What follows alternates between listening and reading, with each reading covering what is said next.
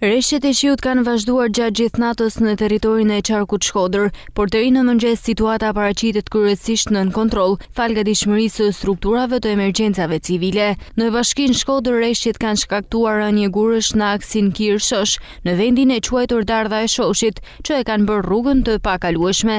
Strukturat janë në terren dhe po punojnë për pastrimin e aksit. Në Malsinë e Madhe nuk janë raportuar problematika, ndërsa në bashkinë Vaudejes po vjen verifikimi i banesave të përmbytura nga dita e djeshme. Situata paraqitet më ndërlikuar në bashkinë Puk dhe Fusharës, ku disa rrugë rurale janë bllokuar dhe disa fshatra si Njësia i Ballë, Qafmali dhe Blerim kanë pasur ndërprerje të energjisë elektrike.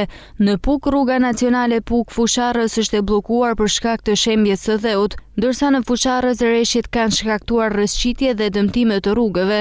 Aktualisht po punohet me fadroma për hapjen e aksit kryesor. Sipas të dhënave nga Drejtoria e Ujitjes dhe Kullimit në Lezhë, nivelet e ujit në lumen Buna dhe Drin janë të ulta, ndërsa lumi Kir ka pasur prurje të larta, por pa shkaktuar dëme.